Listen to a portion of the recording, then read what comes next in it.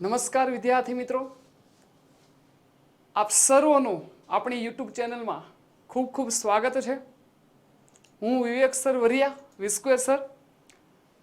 મિત્રો, આપણે ધોરણ 10ના રિપીટરના જે જુલાઈ મહિનામાં આવવાની છે પરીક્ષા, એના આપણે વિડીયો લેક્ચર સ્ટાર્ટઅપ કર્યા છે. ધોરણ 10 વિજ્ઞાનના ગણિતના પણ શરૂ જ છે. પણ મિત્રો, લેક્ચર નંબર 1 તમે જે જોયો છે એની અંદર તમામ મોટા પ્રશ્નો આવી ગયા છે. પણ મિત્રો, 2 માર્ક્સના પ્રશ્નો, 1 માર્ક્સના પ્રશ્નો સર પરીક્ષામાં પૂછાય તો શું કરવું? તો આજનો લેક્ચર નંબર 2 તમારી નજર સમક્ષ લઈને આવ્યા છીએ. ત્યારે ખૂબ શાંતિપૂર્વક વિડીયોને જોજો. કંઈક ને કંઈક જે કાંઈ નોટ ડાઉન કરવું પડે નોટ ડાઉન કરજો. અને તમને આ વિડીયોમાંથી બેસ્ટમાં બેસ્ટ આપવાની ખૂબ જ ટ્રાય કરી છે. તો મિત્રો, આવો આપણે લેક્ચર નંબર 2 1 માર્ક્સના પ્રશ્નો અને 2 માર્ક્સના પ્રશ્નો તરફ જઈએ. તો લેક્ચર નંબર 2 મહત્વની વસ્તુ લખી છે કે મહત્વના પ્રશ્નો એમાં મિત્રો સૌથી પહેલા તમારી નજર સમક્ષ દેખાય છે એમસીક્યુ. આપણા બધાના માઇન્ડમાં હોય એમસીક્યુ કઈ રીતે સોલ્વ આઉટ કરવા. થોડી ટ્રીક આપું છું. અહીંયા પહેલો એમસીક્યુ લખ્યો છે કે નીચે આપેલી પ્રક્રિયા માટે ના વિધાનો પૈકી કયા વિધાન ખોટા છે? આ ઇમ્પોર્ટન્ટ વસ્તુ છે. ઘણા વિદ્યાર્થીના માઇન્ડમાં એવું થાય કે એમસીક્યુ આવે ને એટલે ડાયરેક્ટ આન્સર લખવા મળે. પણ એનો જે ક્વેશ્ચન છે ને એને સમજો. કયા વિધાન ખોટા છે એવું કીધું છે. આપણને આવડતું તો હોય જ, ડાયરેક્ટ ગમે તે લખી નાખીએ. પછી પરીક્ષા પૂરી થાય તે ખબર પડે કે ક્વેશ્ચનમાં ખોટા શબ્દ આપ્યા છે. એટલે શબ્દને પકડી રાખો. તમને પૂછ્યું છે, શું પૂછેલું છે મિત્રો? કે કયા વિધાન એવા છે જે ખોટા છે? તો અહીંયા સૌથી પહેલા એક સમીકરણ આપ્યું છે. એ સમીકરણનું નામ છે 2PbO + C. It gives 2FeFb + CO2. આ એક ઇક્વેશન છે. એમાં કઈ ક્રિયા થાય છે? અહીં 4 આપ્યા છે. લેડ રિડક્શન પામે છે, કાર્બન ડાયોક્સાઇડ ઓક્સિડેશન પામે છે, કાર્બન ઓક્સિડેશન પામે છે, લેડ ઓક્સાઇડ રિડક્શન પામે છે. તો કોણ શું થાય છે? તો પહેલા તો ક્યારે ઓપ્શન નહીં જુઓ, પહેલા સિસ્ટમ શું છે નહીં સમજો. આપણે કાલે શીખેલા યાદ કરો. લેક્ચર નંબર 1 માં શું શીખેલા? તમને એવું કહેવામાં આવ્યું છે ઓક્સિડેશન એટલે શું? કે જેમાં ઓક્સિજન ઉમેરાય, હાઇડ્રોજન દૂર થાય. અને રિડક્શન એટલે શું? જેમાં હાઇડ્રોજન ઉમેરાય, ઓક્સિજન દૂર થાય. તો અહીંયા કઈ એવી પ્રક્રિયા છે કે જેમાં શું થાય છે? તો તમે જોઈ શકો છો કે પહેલું કીધું છે લેડ રિડક્શન પામે છે. તો જો લેડ રિડક્શન પામે છે, તમે જોવો છો, દેખાય છે. તો અહીં જો આપણે એક ક્વેશ્ચન તો પછી જોઈએ, પહેલા આપણે રીતે જોઈએ. સી માંથી CO2 થયા, મતલબ કાર્બન ઓક્સિજન મેળવે છે. હા કે ના? એટલે કે કાર્બન ડાયોક્સાઇડ મેળવે છે. કાર્બન ડાયોક્સાઇડ થાય છે એટલે ઓક્સિજન મેળવવાની ક્રિયા થાય છે. એટલે કઈ ક્રિયા કહેવાય? ઓક્સિડેશન. તો એનો મતલબ એવો થઈ ગયો કે કાર્બન ડાયોક્સાઇડ ઓક્સિડેશન પામે છે. એનો મતલબ કે આ વિધાન સાચું છે. આ વિધાન કેવું છે? સાચું વિધાન છે કે ખોટું છે? વિચારો. કાર્બન ડાયોક્સાઇડ ઓક્સિડેશન પામે છે. બીજું, લેડ રિડક્શન પામે છે. ત્રીજું, કાર્બન ઓક્સિડેશન પામે છે. ચોથું, લેડ ઓક્સાઇડ રિડક્શન પામે છે. તો તમે વિચારો, અહીં ખોટો એવો શબ્દ આપ્યો. તો અહીંયા કાર્બનનું ઓક્સિડેશન થાય છે મિત્રો. અહીં કાર્બનનું શું થાય છે? ઓક્સિડેશન. કાર્બન ડાયોક્સાઇડનું નથી થતું. એટલે આ વિધાન સાચું નહીં, પણ આ વિધાન કેવું છે મિત્રો? ખોટું છે. યાદ રાખજો. હું જે રીતે સિસ્ટમ કહું, ઘણા વ્યક્તિના માઇન્ડમાં શું હોય કે ડાયરેક્ટ આન્સર આવ્યો, ગોખી નાખો, વાત પૂરી. નહીં. પહેલા કઈ સિસ્ટમમાં કામ કરો. કાર્બનમાંથી કાર્બન ડાયોક્સાઇડ, કાર્બનનું શું થાય છે? ઓક્સિડેશન. ત્યારબાદ લેડનું શું થાય છે? તો લેડ રિડક્શન પામે છે. લેડ શું પામે છે? રિડક્શન પામે છે. આ Fb ની જગ્યાએ Pb આવશે મિત્રો. Fb ની જગ્યાએ શું આવશે મિત્રો? Pb આવશે. લેડ આવશે Pb. તો લેડનું શું થાય છે? રિડક્શન પામે છે. તો આ વાક્ય કેવું કહેવાય? ખોટું કહેવાય. લેડ ઓક્સાઇડ આવે લેડ ન આવે તો આપણું વિધાન કયા ખોટા છે એવું કીધું છે. તો આન્સર શું આવશે? એ અને બી. એમાં આવશે લેડ રિડક્શન પામે, વાત ખોટી છે. કાર્બન ડાયોક્સાઇડ ઓક્સિડેશન પામે છે, વાત ખોટી છે. ક્લિયર થાય છે? ઓકે. તો મિત્રો આગળ વધીએ. બીજું સમીકરણ દેખાય છે તમને Fe2O3. બીજું સમીકરણ કયું દેખાય છે મિત્રો? Fe2O3.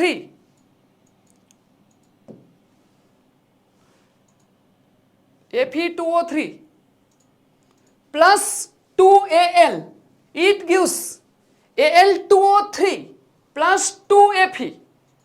તો તમે એ જોઈ શકો છો કે અહીંયા Fe અને Al એમાંથી તમને Al2O3 મળે છે. મતલબ કે Al2O3 જે શાનું ઉદાહરણ છે એવું પૂછ્યું છે. કાલે આપણે એક વસ્તુ શીખેલા, વિસ્થાપન પ્રક્રિયા યાદ કરો, લેક્ચર નંબર 1 માં, જેમાં વધુ ક્રિયાશીલ તત્વ ઓછા ક્રિયાશીલ તત્વને દ્રાવણમાંથી સંયોજનમાંથી કેવા કરે છે? દૂર કરે છે. તો અહીંયા તમે જોઈ શકો છો Fe એ Al2O3 બની ગયું છે. તો એનો મતલબ કે Al જે છે એ વધુ ક્રિયાશીલ છે. કોના કરતા? Fe કરતા. Al એ Fe કરતા કેવા છે? વધુ ક્રિયાશીલ છે. આથી Fe ને આખા દ્રાવણમાંથી કેવા કરે છે? દૂર કરે છે. અને આન્સર શું મળે છે? Al2O3 મળે છે મિત્રો. Al2O3. તો અહીંયા ક્લિયર થાય છે કે અહીંયા વધુ ક્રિયાશીલ તત્વ ઓછા ક્રિયાશીલને દૂર કરે છે. તો શેનું ઉદાહરણ? વિસ્થાપન પ્રક્રિયાનું. કેવું ઉદાહરણ છે મિત્રો? વિસ્થાપન પ્રક્રિયાનું. આગળનો સવાલ જોઈએ આપણે. આ એક માર્ક્સના પ્રશ્નો ઇમ્પોર્ટન્ટ છે, નોટ ડાઉન કરતા જજો. ત્યારબાદ અહીંયા તમને દેખાય છે સમીકરણ સંતુલિત. 1 માર્ક્સના પ્રશ્ન પૂછાઈ શકે છે. સમીકરણ સંતુલિત કરવાનો પ્રશ્ન 1 માર્ક્સના પરીક્ષામાં પૂછાઈ શકે છે. તો યાદ રાખો, પહેલું જોઈ શકો છો HNO3 plus Cu OH twice, it gives CaNO3 twice plus H2O. Sir સમીકરણ સંતુલિત કેમ કરવાના? તો જેટલા પ્રક્રિયકમાં હોય એટલા કેમાં હોય? નિપજમાં હોય. તો કેવી રીતે સંતુલિત ખાય? તો તમે જોઈ શકો છો અહીંયા NO3 2 છે, દેખાય છે NO3 2. તો અહીં NO3 કેટલા છે? 1 છે. તો એને 2 કરવા આગળ કેટલા વડે ગુણું છું? 2 વડે. તો જોઈ શકો છો 2 NO3 થઈ ગયા. હા સર. સર આ NO3 2 થઈ ગયા. હા સર. આગળ વાંચો. એ હાઇડ્રોજન કેટલા છે? ગણી લ્યો. 2 એકા 2 વત્તા 2, 2 ને 2 4. તો સર અહીંયા તો 2 જ છે. તો 4 કરવા કેટલા વડે ગુણવાના? 2 વડે. તો 2 દુ 4. તો તમે જોઈ શકો છો NO3 2, NO3 2, હાઇડ્રોજન 2 વત્તા 2 4, હાઇડ્રોજન 4. ક્લિયર છે? આગળના કયા તત્વો છે? નાઇટ્રોજન. તો નાઇટ્રોજન કેટલા દેખાય? 2, 2 એકા 2. તો અહીંયા જુઓ 2 એકા 2. ક્લિયર છે? સર Ca કેટલા દેખાય? તો અહીં શું આવશે? Ca આવશે મિત્રો. સમીકરણમાં શું આવશે? Ca. તો Ca 1 દેખાય. તો Ca 1 દેખાય છે. તો મતલબ આખું સમીકરણ કેવું છે? સંતુલિત. નીચે જો સમીકરણ સંતુલિત કરીને આપેલું છે. કેવું દેખાય? 2HNO3 plus CaOH twice, it gives CaNO3 twice plus 2H2O. તો સમીકરણને સંતુલિત કરવા માટે બંને બાજુ પ્રક્રિયકમાં અને નિપજમાં તત્વોની સંખ્યા સમાન કરવાની હોય છે. આગળ વાંચીએ. બીજું સમીકરણ કયું છે? NaOH plus H2SO4, it gives Na2SO4 plus H2O. શું છે અહીંયા? Plus H2O. ઓકે. તો ચાલો સમીકરણ સંતુલિત કરો. સર Na કેટલા છે? 2 છે સર. તો અહીં 2 કરવા આગળ 2 વડે ગુણ્યા છે, જોઈ લો. હા કે ના? તો 2 Na 2 Na, SO4 1, SO4 1. Hydrogen કેટલા? 2 એકા 2 વત્તા 2, 2 ને 2 4. તો અહીં 2 વડે ગુણ્યા છે, જુઓ ગુણેલા છે. તો આ સમીકરણ કેવું કહેવાય? સંતુલિત. સેમ ટુ સેમ 2 સમીકરણ છે. તો સમીકરણને સંતુલિત આપણે A B C D 4 ફોર્મમાં કર્યા. 1 2 3 અને 4. બીજું સમીકરણ પણ, ત્રીજું સમીકરણ પણ તમે જોઈ શકો છો. ડાયરેક્ટ જોઈ લઈએ આપણે. NaCl plus AgNO3, it gives AgCl plus NaNO3. ચોથું BaCl2 plus H2SO4, BaSO4 plus 2HCl. અહીંયા સમીકરણને સંતુલિત કરવા પડે એમ છે. અહીંયા કંઈ જરૂર નથી. તો આપણી વાત થઈ ગઈ મિત્રો. સમીકરણ સંતુલિત કરવાની વાત થઈ. આગળનો ક્વેશ્ચન જોઈએ. ઓકે. મહત્વનો પ્રશ્ન પરીક્ષા માટે 2 માર્ક્સનો આ પ્રશ્ન તમને પરીક્ષામાં પૂછાઈ શકે છે. સાંભળજો, 2 માર્ક્સ લખું છું બાજુમાં મિત્રો. 2 ગુણનો આ પ્રશ્ન તમને પૂછાઈ શકે છે. વિડીયો જોતા રહેજો, લખતા રહેજો, નોટ ડાઉન કરતા રહેજો. બોર્ડની પરીક્ષા માટે ઇમ્પોર્ટન્ટ ક્વેશ્ચનો ચલાવીએ છીએ. આપણો પ્રશ્ન છે, લોખંડની વસ્તુઓ પર આપણે શા માટે રંગ લગાવીએ છીએ? શું કરવામાં આવે છે? લોખંડની વસ્તુઓ પર આપણે શા માટે લગાડીએ છીએ? મિત્રો, રંગ શા માટે લગાડવામાં આવે છે? તો ધાતુક સારણને લીધે, શું બોલો? ધાતુક સારણને લીધે લોખંડની વસ્તુ ઉપર મિત્રો શું લાગે છે? કાટ લાગે છે. ધાતુક સારણને લીધે લોખંડની વસ્તુ ઉપર કાટ લાગે છે. આથી આ કાટથી બચવા માટે આ લોખંડની સપાટી પર મિત્રો રંગ લગાવવામાં આવે છે. શું લગાડવામાં આવે છે? રંગ લગાડવામાં આવે છે. જો રંગ લગાડો તો હવાનો સંપર્ક થતો નથી. જોઈ શકો છો, લોખંડની વસ્તુ ઉપર તમે શું લગાડો છો? રંગ. શા માટે? કારણ કે હવાનો સંપર્ક ન થાય, કાટ ન લાગે.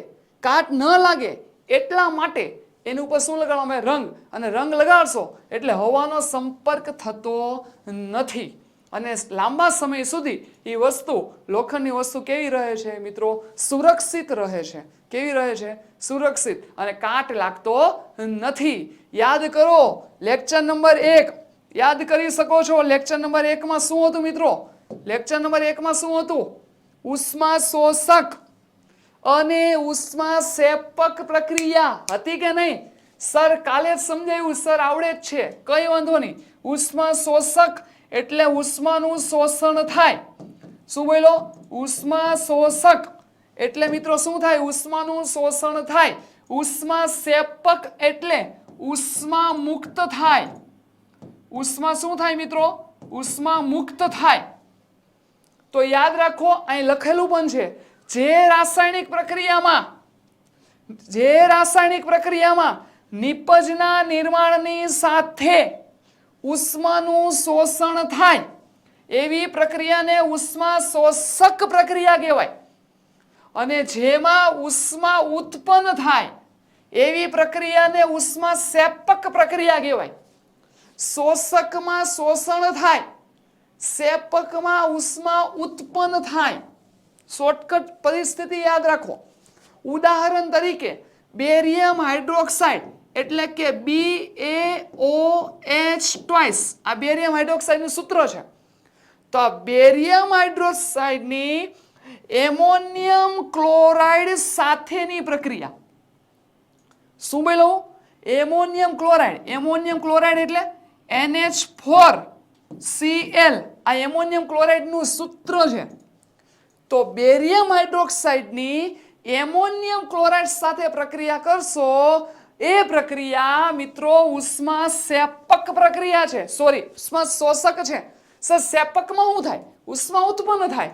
કળી ચૂનાની પાણી સાથે ગઈકાલે મતલબ લેક્ચર 1 માં આપણે વાત કરેલી. CaO ની પાણી સાથે પ્રક્રિયા CaOH વત્તા ઉષ્મા. આ જે ઉષ્મા મળે છે એ ઉષ્મા મુક્ત થાય એટલે એ ક્રિયાને મિત્રો કઈ ક્રિયા કહેવાય છે? ઉષ્મા શેપક પ્રક્રિયા કહેવાય. તો આ 2 માર્ક્સનો પ્રશ્ન તમારા માટે ઇમ્પોર્ટન્ટ છે મિત્રો. ખુશ ખબર તમારી નજર સમક્ષ આવે છે. શું છે સર? પ્લે સ્ટોર પર જઈને મિત્રો ઓશન કોચિંગ ક્લાસીસ નામની તમારે એપ્લિકેશન ડાઉનલોડ કરવાની છે, જ્યાંથી તમને અનેક સારા, અનેક ખૂબ જ વધારે ધોરણ 3 થી 12 ના બધા જ વિષયના, ધોરણ 3 થી 12 ના બધા જ વિષયના એના સમજૂતી, સ્વાધ્યાય, સ્વાધ્યાયન પોથી, ગાલા સ્વાધ્યાય પોથી, પ્રશ્ન બેંક, અસાઇનમેન્ટ, પ્રશ્નપત્ર અને બીજું ઘણું બધું, મતલબમાં બધું જ આમાં. એ બધું જ આખી આપણી એપ્લિકેશન ઓશન કોચિંગ ક્લાસીસ નામની એપ્લિકેશન પ્લે સ્ટોર પર છે. સૌથી પહેલા વિડીયો પૂરો થાય એટલે પહેલા ડાઉનલોડ કરી લ્યો અને તમને એમાં તમામ વસ્તુ મળી રહેશે. કોઈ જગ્યાએ જોવાની જરૂર નથી, તમામ વસ્તુ અહીં તમને મળવાની છે. એટલે સૌથી પહેલા તમારે ઓશન કોચિંગ ક્લાસીસ નામની એપ્લિકેશન પ્લે સ્ટોર પરથી ડાઉનલોડ કરીને આ તમામ વસ્તુ તમને મળી શકે છે. તો બધા જ મિત્રો ડાઉનલોડ એપ, જો લખ્યું છે નામ ઓશન કોચિંગ ક્લાસીસ, આ આપણી એપ્લિકેશન છે. એપ્લિકેશન ઉપર જઈને તમારું નામ ને જે કાંઈ માગે રજિસ્ટર માટે એમાં નામ નાખીને તમે આસાનીથી આ બધી વસ્તુ તમે કેચઅપ કરી શકો છો. ઓકે, બહુ ઇમ્પોર્ટન્ટ. 1 માર્ક્સના પ્રશ્ન પૂછાયા. શું પૂછાય સર? કે લેડ નાઇટ્રેટ, સમજો, લેડ નાઇટ્રેટ અને પોટેશિયમ આયોડાઇડ. સમજજો, લેડ નાઇટ્રેટ અને પોટેશિયમ આયોડાઇડ, લેડ નાઇટ્રેટ અને પોટેશિયમ આયોડાઇડ વચ્ચે થતી પ્રક્રિયાનો પ્રકાર લખો. શું લખો? પ્રકાર. અને સર સમીકરણ લખો સાથે. તો સર પ્રકાર એટલે ઓલી પ્રક્રિયા હતી સંયોગીકરણ, વિસ્થાપન, વિઘટન, દ્વિવિસ્થાપન, એનો ઈ પ્રકાર છે. ઈ પ્રકાર લખવાનો કયો આવે એમ? તો તમને લેડ અને પોટેશિયમ, નાઇટ્રેટ અને આયોડાઇડ. ક્લિયર? એક હું નામ બોલું છું. લેડ નાઇટ્રેટ એટલે PbNO3 twice, potassium iodide PbI2. એની વચ્ચે જે પ્રક્રિયા થાય છે એનો પ્રકાર, તો એ પ્રક્રિયાને કહેવાય મિત્રો દ્વિવિસ્થાપન. સર દ્વિવિસ્થાપન શું છે? આપણે વિસ્થાપન તો શીખા. દ્વિવિસ્થાપન એટલે આયનો હોય ને, આયન, ધન આયન અને ઋણ આયન, એની મિત્રો આપલે થાય. શું થાય? આપલે. તો ધન આયન અને ઋણ આયનની આપલે જે થાય છે, મતલબ આયનોની આપલે થાય છે જે ક્રિયામાં, એ ક્રિયામાં શું થાય? દ્વિવિસ્થાપન પ્રક્રિયા કહેવાય.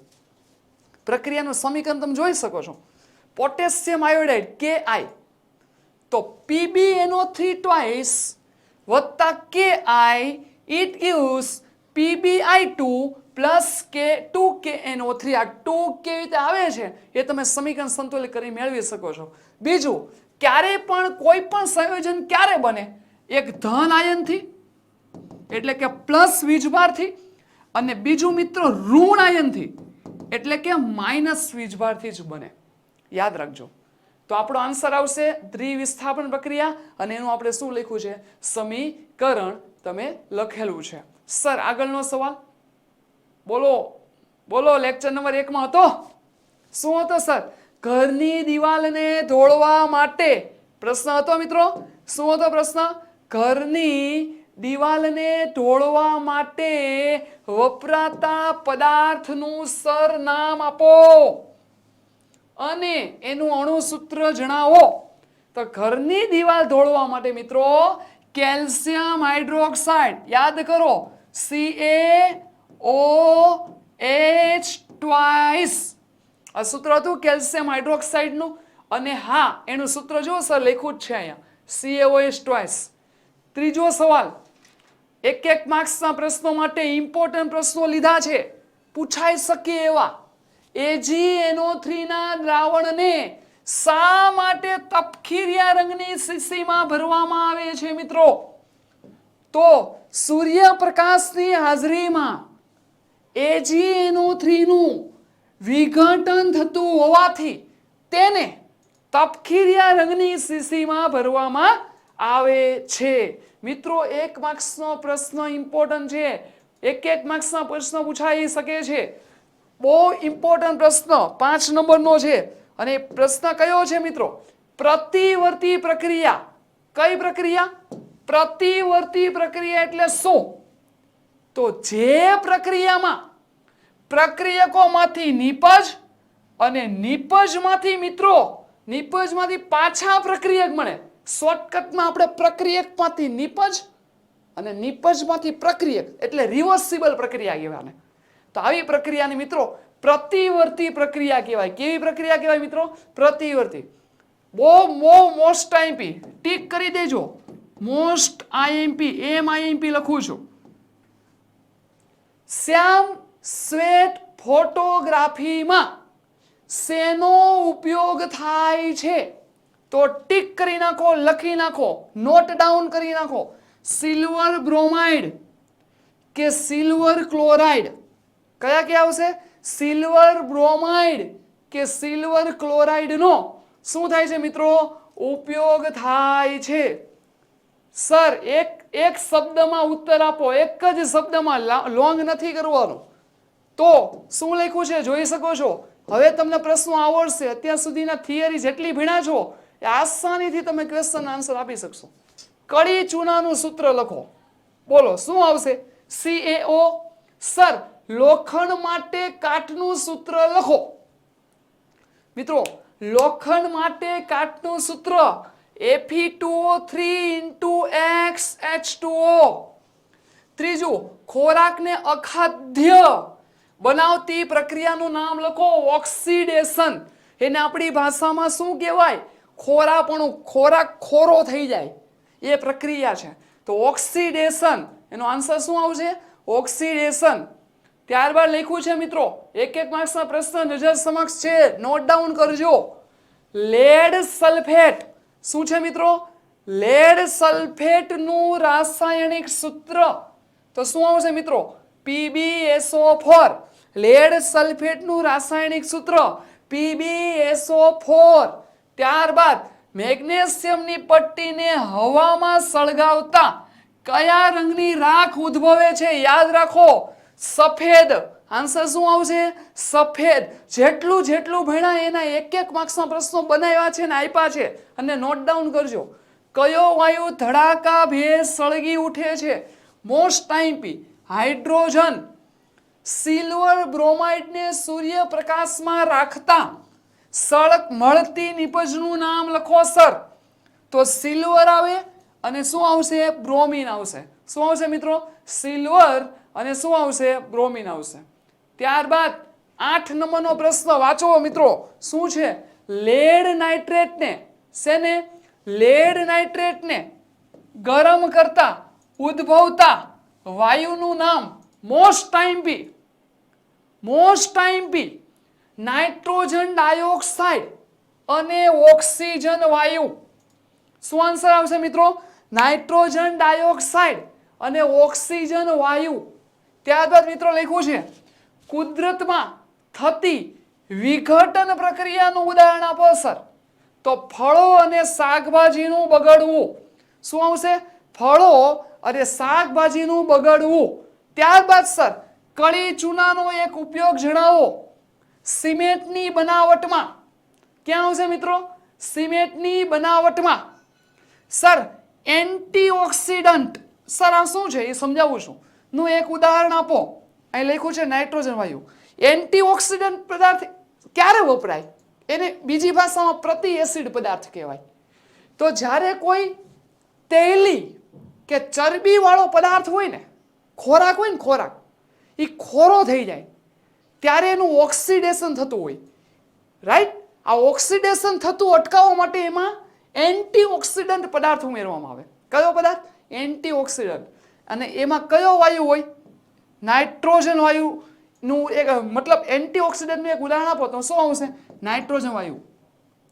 સર ઉમના ધાતુના 2 ઉદાહરણ આપો તો આવશે AU અને PT. શું આવશે મિત્રો? AU અને PT. આગળ વાંચીએ. ખાલી જગ્યા છે મિત્રો. ખાલી જગ્યા કેવી રીતે પૂછશો? તો વાંચો સર પહેલો સવાલ. Lead nitrate. મિત્રો લેડ નાઇટ્રેટ પાવડર. શું લખ્યું છે? લેડ નાઇટ્રેટ પાવડર એ ખાલી જગ્યા રંગનો હોય છે. તો આન્સર શું આવશે? સફેદ. આ જે બોલું છું નોટ ડાઉન કરજો અને નોટમાં લખજો. લેડ નાઇટ્રેટ પાવડર સફેદ રંગનો હોય છે. સર શ્વસન એ ખાલી જગ્યા પ્રકારની પ્રક્રિયા છે. IMP. તો શ્વસન એ ઉષ્મા સેપક પ્રક્રિયા છે. કેવી પ્રક્રિયા મિત્રો? ઉષ્મા સેપક. કોલસાનું દહન અને પાણીનું નિર્માણ એ ખાલી જગ્યા પ્રકારની પ્રક્રિયા છે. તો કઈ આન્સર આવશે? સંયોગીકરણ. કઈ આવશે? સંયોગીકરણ. આયનની ખીલીને કોપર સલ્ફેટના દ્રાવણમાં ડુબાડતા થોડાક સમય પછી દ્રાવણનો રંગ મિત્રો આછો લીલો થાય છે. કેવો થાય છે? ખાલી જગ્યા થાય છે આછો લીલો. શ્વેત શ્યામ ફોટોગ્રાફીમાં ખાલી જગ્યાનો ઉપયોગ થાય છે. તો AgBr કે AgCl સિલ્વર બ્રોમાઇડ કે સિલ્વર ક્લોરાઇડ આ ગુજરાતીમાં પણ આવે, એટલે કે ગુજરાતીમાં નામ આવે એમ. Fe અને Mg માં ખાલી જગ્યા વધુ સક્રિય ધાતુ છે. તો આવશે Mg. કઈ ધાતુ સક્રિય છે? Mg એ કેવી ધાતુ છે? વધુ સક્રિય ધાતુ છે Fe કરતા. મિત્રો ખરા ખોટા એવા છે, ખરા ખોટા. ચાલો ખરું છે કે ખોટું તમારે આન્સર આપવાનો છે તમારી માઇન્ડથી. વિચારજો, હું તો બોલતો જાઉં છું. હાઇડ્રોજન વાયુની શોધ હેનરી કેવેન્ડિશે કરી હતી. આ વાત સાચી છે કે ખોટી? આ વાત સાચી છે, એટલે શું આન્સર આવશે? ખરું આવશે. ઓક્સિડેશન કરતા, યાદ કરો, ઓક્સિડેશન કરતા કાલે શીખવાડ્યું. ઓક્સિડેશન કરતા એટલે જેનું રિડક્શન થાય. તો લખ્યું છે ઓક્સિડેશન કરતા પદાર્થનું ઓક્સિડેશન થાય. તો આ વાત મિત્રો કેવી છે? ખોટી. પણ શું થાય અહીંયા? રિડક્શન થાય. તો ઓક્સિડેશન કોનું થાય? રિડક્શન કરતા પદાર્થનું. ઊંધું કાલે વાત કરેલી આપણે. તો આ વાત કેવી છે? ખોટી. રેડોક્સ પ્રક્રિયામાં ઓક્સિડેશન રિડક્શન થતું નથી. તો વાત સાચી ખોટી? ખોટી છે કે ઓક્સિડેશન રિડક્શન એ જ રેડોક્સ. મતલબ આ આન્સર શું આવશે? ખોટું. ચાલો આગળ વધીએ મિત્રો. ચાલો Mg ખૂબ જ નિષ્ક્રિય. મિત્રો વાંચજો, Mg એ ખૂબ જ નિષ્ક્રિય ધાતુ છે. તો વાત કેવી છે? ખોટી. એટલે કે જવાબ ખોટું. ખરા ખોટા આપી એટલે ખોટી વાત એમ. કુદરતી વાયુનું દહન ઉષ્મા સ્યાપક પ્રક્રિયા છે. તો વાત સાચી. તો ખરા ખોટા આપણે જોયા. જોડકા જોડો, ઇમ્પોર્ટન્ટ જોડકું મૂક્યું છે મિત્રો. ઓકે, જે તમને સવાલમાં આવી ગયા છે એ જ એવું જ મૂકેલું છે. અને ક્વેશ્ચન કેવા છે જોઈ લો. તટસ્થીકરણ પ્રક્રિયા છે. કઈ પ્રક્રિયા છે? તટસ્થીકરણ. રેડોક્સ પ્રક્રિયા છે મિત્રો. અને વિઘટન પ્રક્રિયા છે. કેવી પ્રક્રિયા છે? વિઘટન. તો મિત્રો તટસ્થીકરણ પ્રક્રિયા શું થાય? એસિડની બેઝ સાથે અને બેઝની એસિડ સાથે પ્રક્રિયા થઈ ક્ષાર અને પાણી મળે. એ ક્રિયાને તટસ્થીકરણ પ્રક્રિયા કહેવાય. અહીં તમે જોઈ શકો છો હાઇડ્રોક્લોરિક એસિડ, સોડિયમ હાઇડ્રોક્સાઇડ, એસિડની પ્રક્રિયા. મિત્રો અહીં શું આવશે? એસિડ. અને શું કહેવાય? બેઝ. તો એસિડની પ્રક્રિયા બેઝ સાથે થઈ અથવા બેઝની પ્રક્રિયા એસિડ સાથે થાય છે. તો આ ક્ષાર મળે છે. આને શું કહેવાય મિત્રો? ક્ષાર કહેવાય. અને આને શું કહેવાય? પાણી કહેવાય. હા કે ના? તો ક્ષાર એટલે સોડિયમ ક્લોરાઇડ, મીઠું. તો તમે એસિડની બેઝની એસિડ સાથે પ્રક્રિયા કરતા સોડિયમ ક્લોરાઇડ અને પાણી મળે છે. તો આપણું જોડકામાં આન્સર શું આવશે? આ ક્લિયર આવશે જો લીટો દોરેલો જ છે. સર બીજું રેડોક્સ પ્રક્રિયા, જેમાં ઓક્સિડેશન પણ થાય, રિડક્શન પણ થાય. આ સમીકરણ તમે જોઈ શકો છો. સર બીજું વિઘટન પ્રક્રિયા. તો એકમાંથી અનેક મળે. યાદ કરો લેક્ચર નંબર 1. તો CaCO3 માંથી CaO પ્લસ CO2 એટલે કે એક પ્રક્રિયકનું તૂટીને એમાંથી અનેક નિપજો મળે. એ પ્રક્રિયાને આપણે કહેતા મિત્રો વિઘટન પ્રક્રિયા. પ્રક્રિયા પૂર્ણ કરો. પૂછાઈ શકે પરીક્ષા માટે, પરીક્ષામાં પૂછાઈ શકે છે. યાદ રાખો Fe પ્લસ CuSO4. તો શું આન્સર આવશે મિત્રો? FeSO4 plus Cu. કેમ સર? કઈ પ્રક્રિયા છે આ? વિચારો તો. આ કઈ પ્રક્રિયા કહેવાય? વિસ્થાપન કહેવાય. હા સર. કેમ ખબર પડી? કારણ કે Fe એ Cu કરતા વધુ સક્રિય છે. કેવું સક્રિય છે? વધુ સક્રિય છે. આથી બને FeSO4 અને Cu. Cu ને કેવું કરી નાખે? દૂર. Zn વત્તા HCl. તો શું મળે મિત્રો? ZnCl2 plus H2. કે રીતે આવતા હશે ZnCl2? તો Zn આવે તો +2 આવે. આવું યાદ રાખતા ધોરણ 9 માં -1 આવે. ગુણાકાર કરો સર, આવી રીતે ક્રોસ કરો એમ. તો ZnCl2 શું મળશે? ZnCl2 અને વત્તા H2. આગળ જોઈએ. ઓ બહુ ઇમ્પોર્ટન્ટ મિત્રો, બહુ ઇમ્પોર્ટન્ટ. પ્રકાશ સંશ્લેષણની ક્રિયા કરી જ નાખવાની છે આપણે. અને આપણે જોવાના પણ છીએ જૈવિક ક્રિયાવાળા ચેપ્ટર્સમાં. તો બોલો પ્રકાશ સંશ્લેષણની ક્રિયા શું છે? 6CO2 + 12H2O. 6CO2 + 12H2O. It gives સૂર્યપ્રકાશ ક્લોરોફિલ નામનું રંજક દ્રવ્ય C6H12O6 આ ગ્લુકોઝનું સૂત્ર છે વત્તા 6O2 વત્તા 6H2O બેઠું જ સમીકરણ આવે પ્રકાશ સંશ્લેષણ આ કઈ ક્રિયા કહેવાય મિત્રો પ્રકાશ સંશ્લેષણની ક્રિયાનું પ્રકાશ સંશ્લેષણની ક્રિયાનું સમીકરણ છે આ ચાલો 2PbO આ 2 નો લખો અત્યારે તો ચાલે આપણે તો આપણું ક્વેશ્ચન જોવાનું છે PbO પ્લસ C તો શું થાય Pb પ્લસ CO2 ઓકે આગળ વધીએ ઓકે સાચો વિકલ્પ પસંદ કરી ઉત્તર લખો મિત્રો શું કહે છે સાચો વિકલ્પ પસંદ કરી ઉત્તર લખો મતલબમાં અહીંયા MCQ આવ્યા છે રાઈટ મિત્રો આમાં શું આવ્યા છે મિત્રો MCQ આવ્યા છે